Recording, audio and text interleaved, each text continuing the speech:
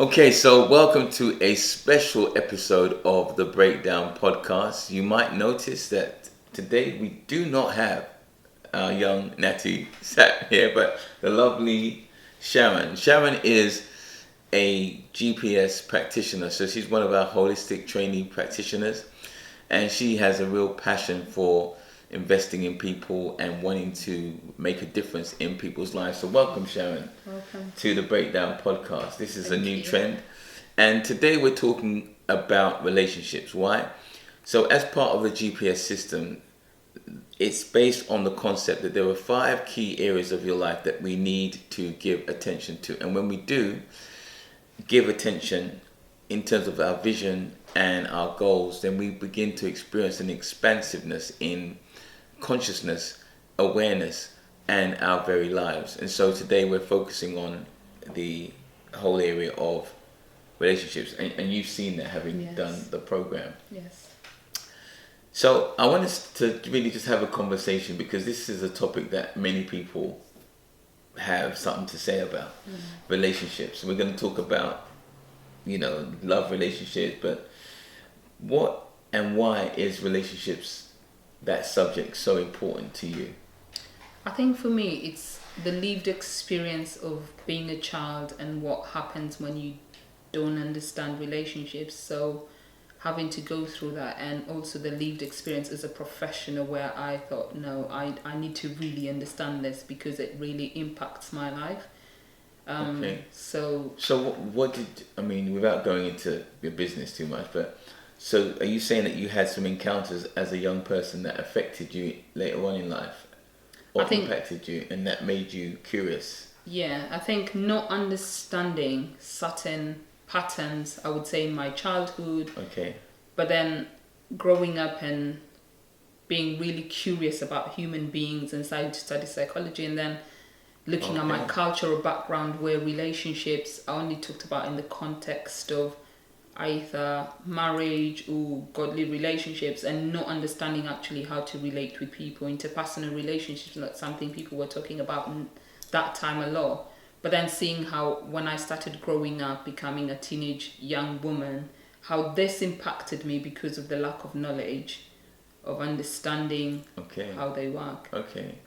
And yours is an interesting perspective, because you weren't born and raised in the West, right? No. So in terms of relationships from that cultural perspective, is there a big difference in your opinion?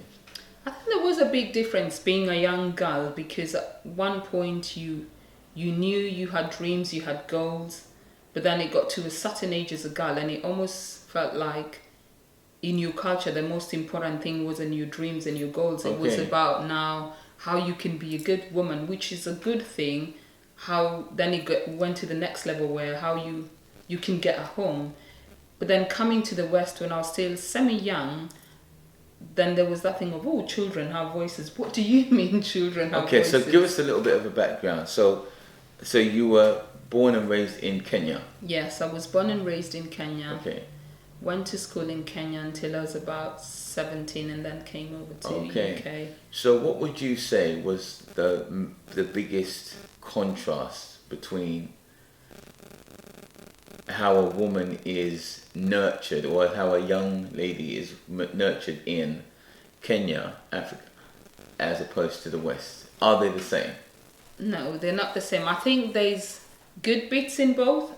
I think the good bits for me that were really good for me when I was in Kenya as a woman is I was nurtured in faith in Christ. I was nurtured to go out to school, to keep myself pure and everything. However, I wasn't nurtured to have a voice as a woman. So as a woman, you didn't have a voice. As a woman, they almost nurtured you to be a people pleaser. You're at best when you're serving others. You're at best when people say, oh, you're doing good in this and that. When I came to the West, it was a bit on the other side where women were quite liberal, which I felt was good, but was also detrimental, because some of the things I perceived my age mates were doing as being liberal, I was like, this is detrimental to you as a person. However, Right. they had a voice, and they had So started to self-actualize. so you had that view that they, Yeah. what they were doing, some of the things they were doing, Yeah. was detrimental. Yeah.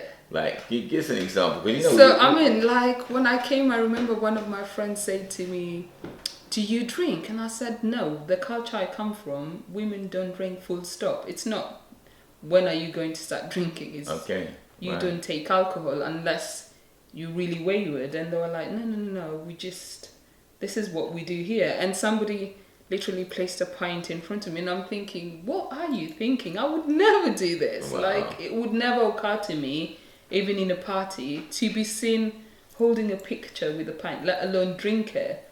So those are the things that says some of the ways we were brought in were good. However, when it came to self-actualizing, I did not know how to when I went to university, I did not know how to be me. What does that look like? I'm used to doing things to please my mom. I'm used to doing things to please my community. What do you mean I've got a voice to be me? That just did not make sense. Wow. So you had to discover that. Yes. Wow. And what was that discovery journey like? Well, I would like to say it was really clear, but it wasn't, because like, if you self-discovering without direction, bearing in mind it come from a culture where we're not discussing these things, because the moment you went back home and said, oh, I really want to know about this, I really want to know about it was a bit like, oh, what are you doing? Are you starting to become wayward and everything? What, so like if you wanted to talk about sex, right? Yeah, and I was like, we're not, that is a conversation we were having with nobody. So Wow. I then started discovering silently, so be like, I'm going to see my friend and go and discover. Wow. Which, those are the things that say are detrimental to culture. Can sometimes be good, but it can hold people back, because if I had a voice, Right. then I would have asked these questions as opposed to going to discover. So before I knew, I was a young mother. Oh wow. Okay. Like that. Yeah. Okay. Discovering like that. Yeah. Okay. So you're a young mother. You've raised a daughter. Yeah. So, and she's been raised in the West. Yes. So that's an interesting scenario right there, because you still hold, I would imagine, some of your values from Kenya. Yeah. And she's born fully in the West. So Yeah. how do you navigate and integrate that scenario? So I think I was really curious at that point about relationships and what they would look like. So I was lucky in the sense that I was able to be in a situation where I was able to have my grandmother, who had brought me up a bit, and my mother in the same house, and me. And so I was determined to balance the two cultures. Wow. And I was like, there's really good bits in this that I really want her to know her roots. So my grandmother would do the same old storytelling, bits of what children do in Africa. My mom would bring bits of the new age in Africa and bits of here, because she'd been here for a while. And then I just then solely focused on promoting her to explore her Western side. And what I would say is, you can still do that without those parents. It's about balancing, realizing that your child's been born into two cultures, and both cultures are important. None is better than the other. Okay. All right. So you've got a rounded perspective. You've got the African perspective, and you've got the Western perspective. Yes. So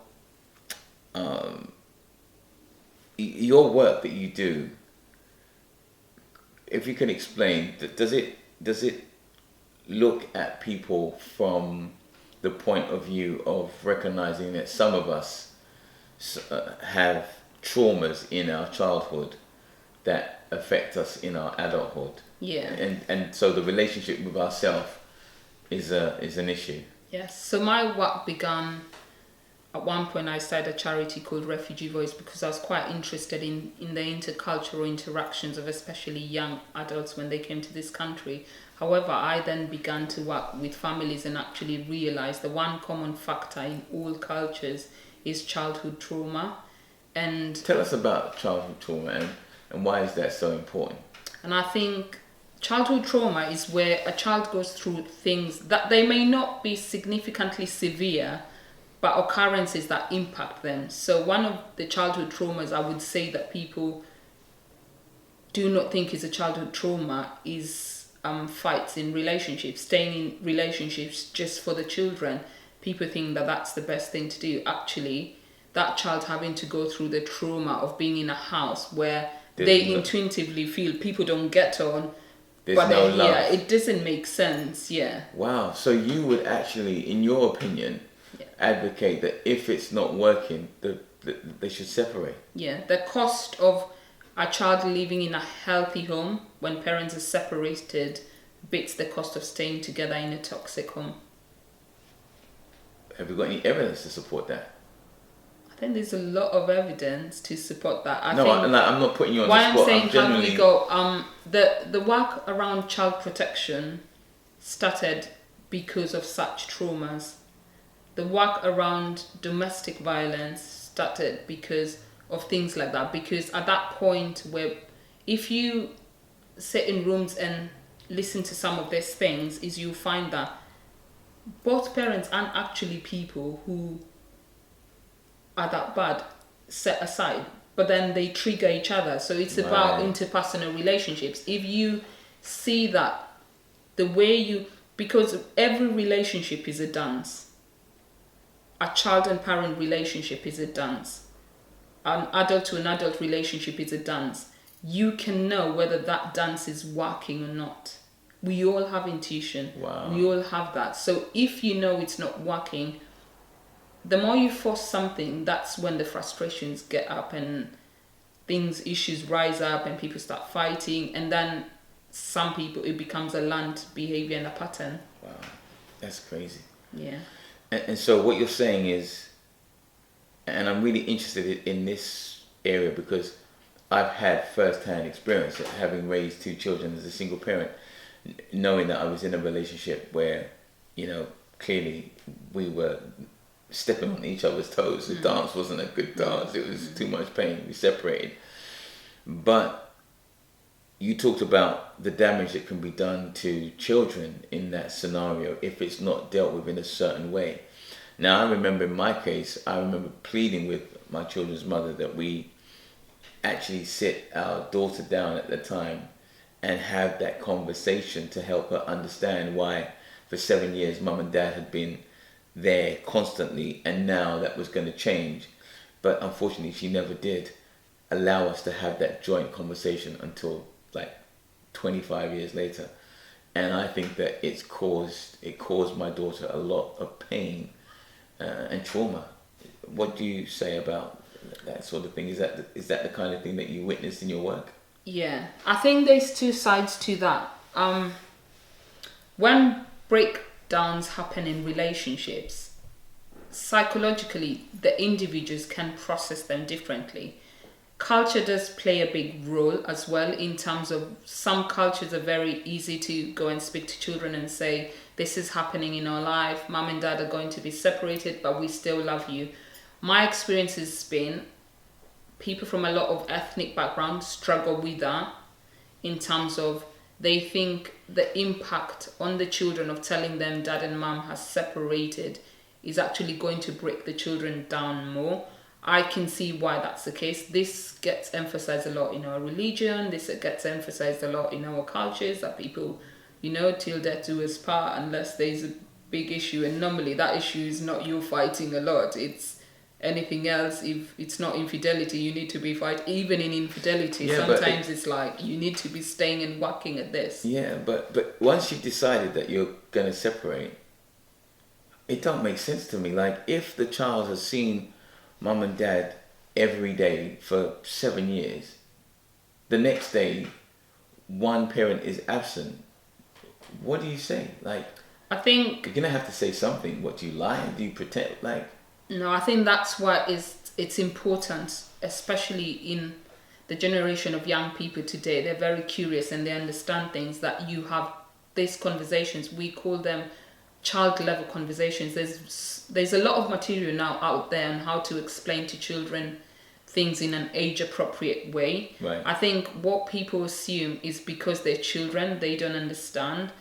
But they do, don't they? They do understand. I think one of the things I remember my daughter being about 2, and I was talking to a friend and we were having a semi-argument, but you could see from her reaction, she doesn't understand quite what is happening, but I get it. There's a problem here. Yeah. And I learned very quickly, for me as a single parent, I was very wary from that time who I brought alongside her and what happened, because Wow. From that moment, because that showed you something. yeah, that she understands. She may not verbalize it, and it's the same as we get newborn babies sometimes, so they may not understand, but you can see a newborn flinching.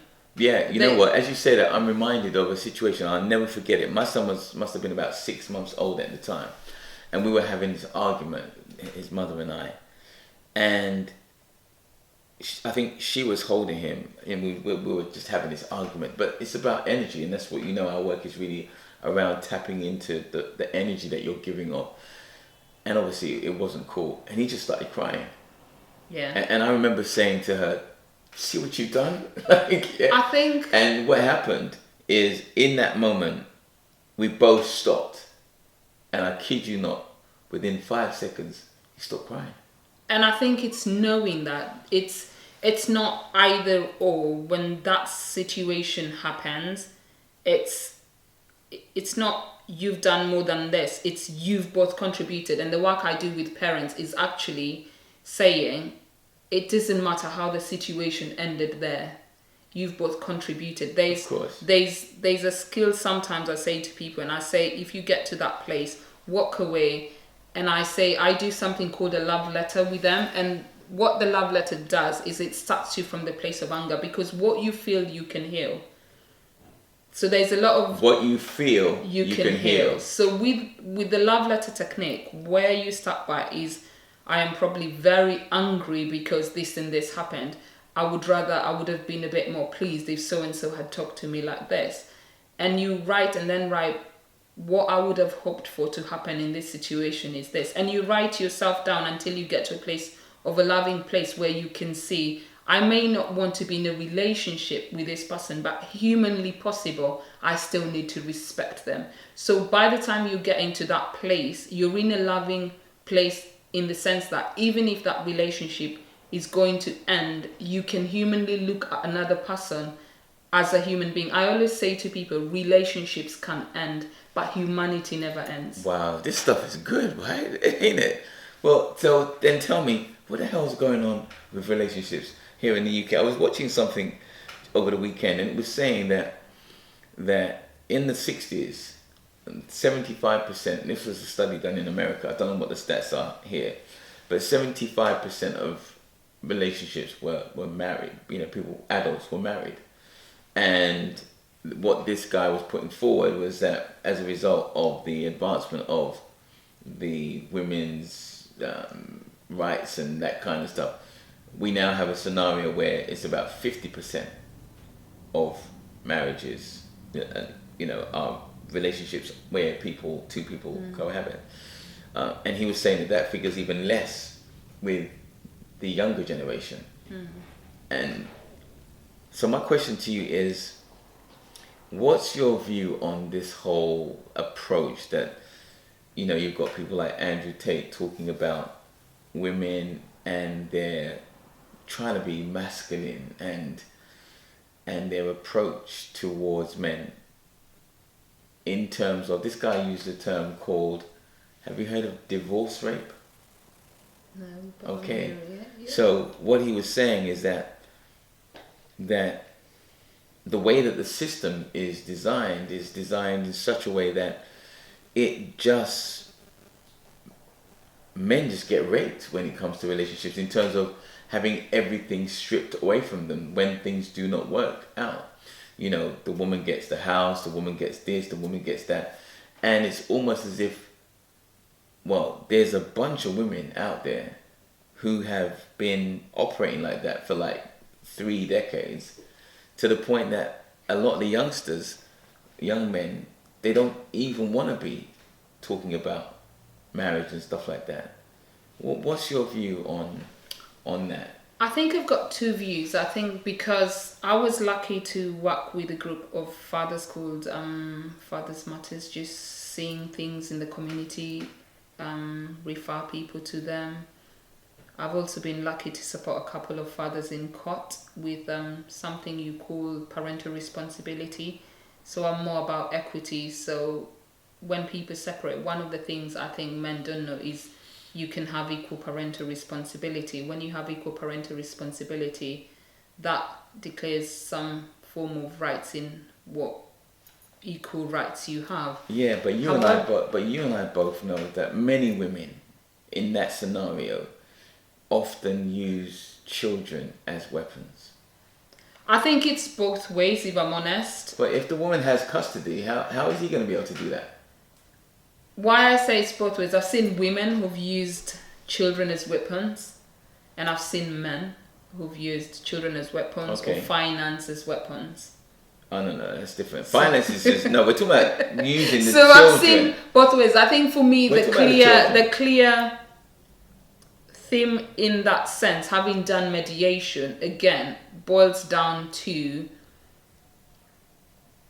people losing the vision of the most important person. Okay, so let me put you on the spot. So let me ask you a question. In the work that you've done, yes. Now you're a woman of God, so you got to say it like it is. What have you found to be the most men using children as a weapon, or women?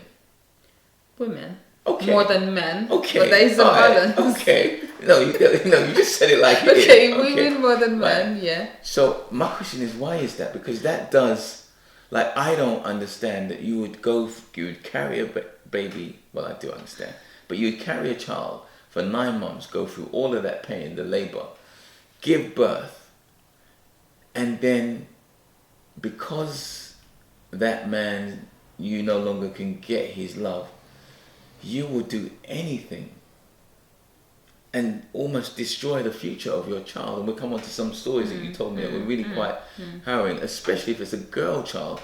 Just use the child in a way that is just soul destroying.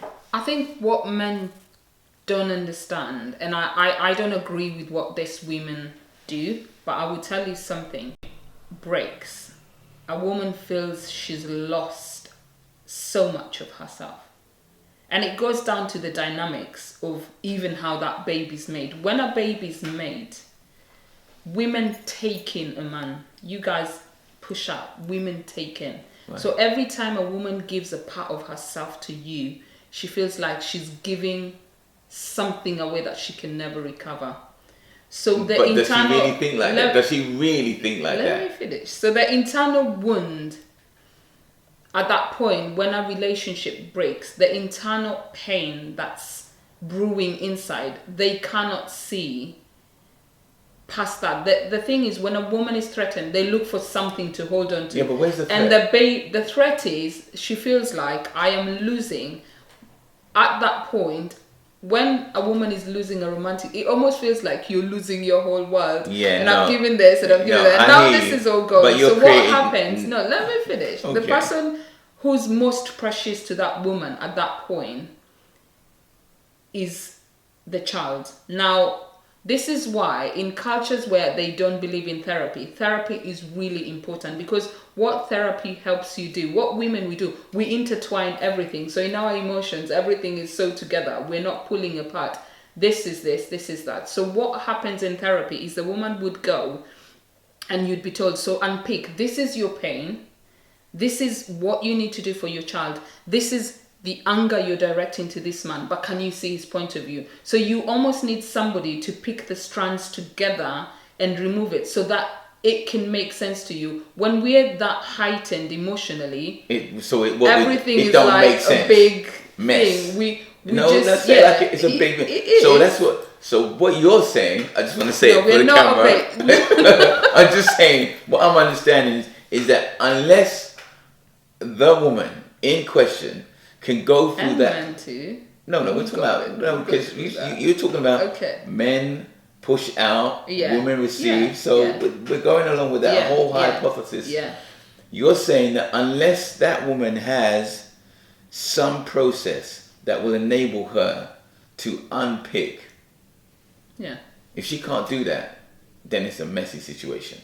It is, because for all parties concerned. Yeah, and the only thing she knows. I hope the women are hearing this. And the thing is, our children, depending on the bonds, because again it depends. There's women who don't want their children. There's women who end relationships and go to the man. get your children away. It also depends on culture. It depends on how she's been, the environment, family values. All these things come to it. Yeah, fair point. So it's about making sense of all that. But at that time, emotionally, she's in such a wounded state that that's the way she's viewing life in the life. However, saying that about women, I want to make a balance and say that I've had men who viewed life in the same lens. I've had men who've done the same with children. So it also depends on the individual and the lens that they view life at, their family values and everything. How, for us, I know with women, I would speak for especially cultural women that I know, the child is very important. And also, does she have attachment? If she has bonds and great attachments to those children, they're the only thing that can remind her of this connection. So I am going to hold, this is my dick, and sometimes it may be who instigated the breakup. The breakup, yeah. Because if I didn't instigate the breakup, there's still a level of love and everything in there. Yeah. So okay, so just to put it into context, you know, because I've had, like, my situation occurred like 30 years ago, but even before that, I can remember a time when women were having babies because it was fashionable. Women were having babies because they knew they could get a council flat. Mm-hmm. I'm talking about like 35, 40 years ago. Country. Yeah. So, you know, I mean, I was on a council estate, and that was the mentality of a lot of women that, you know, were young girls at the time. And so I'm saying that to say that it's like many times that the child has not been viewed from the point of creating this vision of a loving family. It is, dare I say, it's connected with what I want as a woman. So So whether it be a house or a man or you know, 2 kids, as opposed to the we scenario. So I'll take you a step back with that. You're seeing a woman by virtue of physicality. So for me, that woman who's saying, I am getting a child to get a house, my view, there's 2 parts in a woman. There's the woman who's fully grown, and there's the child in the woman. And this is why I said childhood trauma and everything is really important. You are addressing this person as a woman.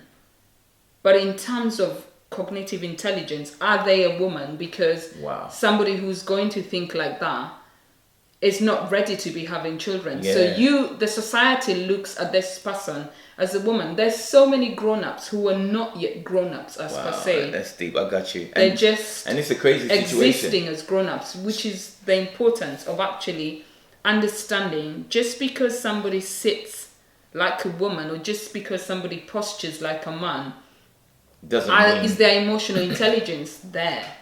Wow, that's a crazy point that you just made. I never thought about it like that, in the sense that, so here is society thinking that, okay, we've got these young teenage mothers, we can't put them out on the street, let's house them. But then in their immaturity, they start showing off their flat to their other friends, and then their friends that are like them, who are somewhat immature, think, I want that, let me go and get pregnant. Wow. And that's where the inner work comes in. It's a lot of people don't understand the importance of inner work. What do you mean by inner work? By inner work, I mean internal work that you need to do to resolve or understand yourself. So it may not be to resolve trauma. It may be just to simply understand who you are as a person. So you're looking at that girl thinking, okay, my friend's got a flat, I've got a flat. But if you hear some of the stories of those teenage mothers, because I work with them, they're some of the most beautifully bravest women I know. Because if you hear the stories of what they've gone through, you'll actually look at them and think, you know what, you're still standing, you're an amazing individual. Right. What the society says is an irresponsible. And I will say, I was a teenage mother. Right. Okay. But the way I was ostracized, because First of all, you got your child at 20, you're not married. It took me a really long time to really get to grips with that. And that was a point of so much of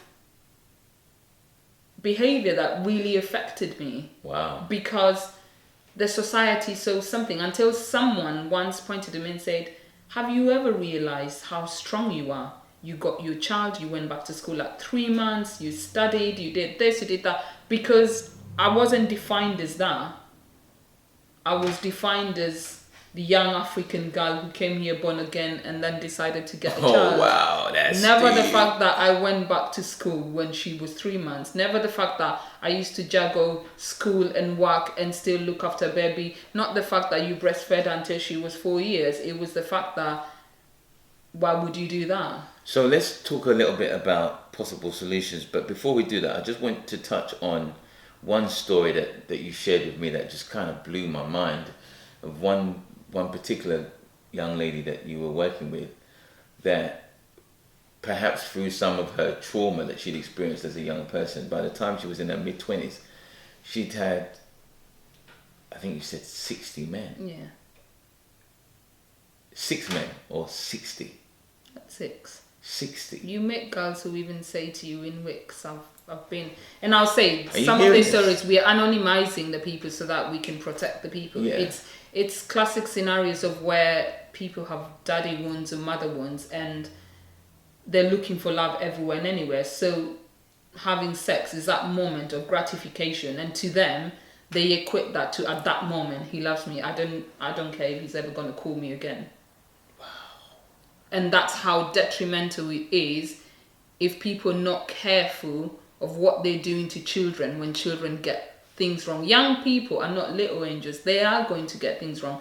But how you help a young person, be it a woman or a man, come out of that situation really matters. But do adults know this? Like, when you said that to me for the first time, I was completely shocked. And I'm looking on the camera to a young cameraman who's only 26, and he's shaking his head as if like, yep, I know about that kind of stuff.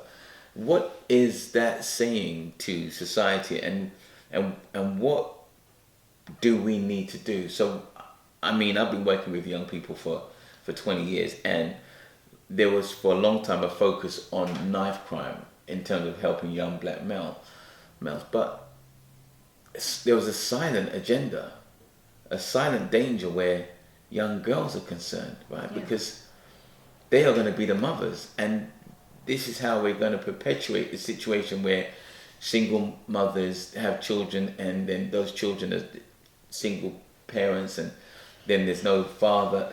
Like, how do we break this cycle? I think first of all, for me, breaking the cycle is not judging people. It doesn't matter whether they're single mothers I'm working with. It doesn't matter whether they're what people call prostitutes. We call them sex workers. That's a dignified term they want to be called. It doesn't matter if it's a sex worker I am working with. I go in and understand how they started that journey. Right. I then say, I am not here to tell you what to do, but I'm here to tell you as a human being, you are valuable. I then pick out the things they have done that are valuable in their life, and I work to show them value in themselves, because society is very quick to judge when people get things wrong, and that's what precipitates it's almost a self-fulfilling prophecy. Anyway, everybody thinks of this and everybody thinks Right. and it's the same thing with Right. black young men. If you want people to change, when they get it wrong, how do you correct them? And I know there's those who take advantage of the system. There's people who want to do this because they think it's fun and it makes them happy. Then there's deeper internal work to do with those people. Or there's people who are generally have conditions like psychosis, narcissism, and they enjoy their life that way, so you've got to leave them. But there's people who genuinely need help, who just need you to say, yes, you've got this wrong, but I'm going to walk with you. Yes, you can make 10 steps forward and make 5 back. I'm still here. That's what's lacking in the society today. So do you think that we need a more caring society, Yeah. a society that embraces more of the feminine energy? And in our Grow Personal Success, we talk about masculine and feminine energy. Is that what you think we need more of, that holistic feminine energy? Yes, and that goes back to the relationships we create, even in normal relationships. The reason, yes, people can say because of this divorce rate has risen, but the reason why that has risen as well is people do not have time to really care to know what's happening with their partners when things go wrong. Wow. People have become very entitled. It's this or this, it's this dance or this, it's two-way street. But if your partner is probably operating at 20, have you taken time to know what's going on? What's changed? How can we work together to take you to a 30? Yeah, what is going on? And it's also the fantasies about relationships. It's never 50-50. There's always somebody, some point, who has the ability to give more. It's like parental relationships. There's times when you need to give your children more, and there's times they're like, I'm okay, I can do this, just check on me. So it's people operating what I call extremes. It's either or. Something's either good or bad. This religion is good or bad. This is good or bad. Instead of a happy medium where let's seek balance. So I seek balance in a lot of things in life. And for me, relationships, the dance that works is the dance of balance. Whether it's a parental relationship, whether it's a society, how the society views people. It's not necessary to have an extreme view. That's my own opinion. Seek balance, seek understanding before you can judge people. Wow, that sounds kind of deep, don't it? And I think it's a great note to end on. What I'm hearing you say is that we need to do our own internal work. So as you know, 80%, if not 90% of the people that I work with one-on-one in our Grow Personal Success program are females. And for me, it was shocking to find that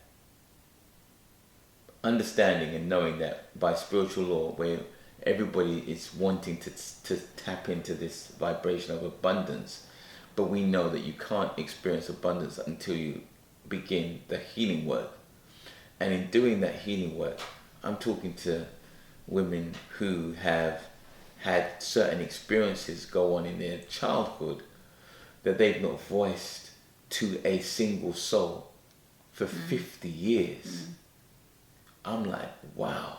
But yet they've got married, they've had children, but that wound has been there, and naturally it will play out.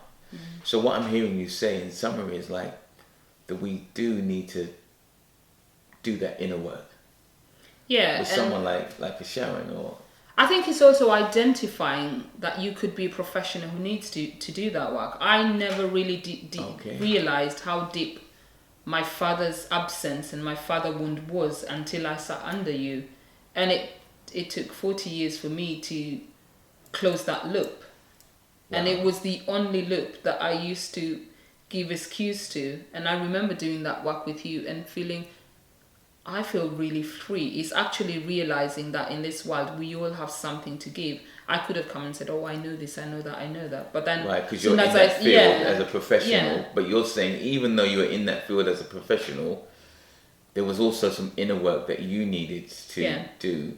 And it's about recognizing that we're all on a journey and we're all learning. And it's almost as if we're in this season now whereby in order to advance, you need to go within, and hence the reason why I've had my spiritual mentor for 40 years, and you're saying that it's taken a journey of 40 years almost for you to recognize, even though you're passionately helping and supporting individuals, there was some continual work that you needed to do. Yeah. Wow. This has been really insightful, don't you think? Well, I think it has been. And I think I want to just ask, is there any kind of final word that you'd like to share and leave the audience with? I think for me, the greatest thing I share when I go somewhere is be curious about each other's human beings. Be curious. Wow. When you don't understand something, be curious. Wow. Love that. Well, this has been a great conversation on relationships. We're going to be having an event on the 25th of February. So if you're wanting to check us out, there'll be details about how you can join us in at private venue where we'll be talking in more detail about relationships and creating that environment where men and women can come together to have conversations, because we need to talk, right? Yeah. We need to keep talking. Right. Wow, Sharon, it's been really insightful. Thank you so much. I really appreciate it. I hope you've enjoyed this episode of the Breakdown podcast. So till next time, it's me, Tony DADA, your soul brother, and the lovely Sharon, saying thank you. Good night. God bless. Okay.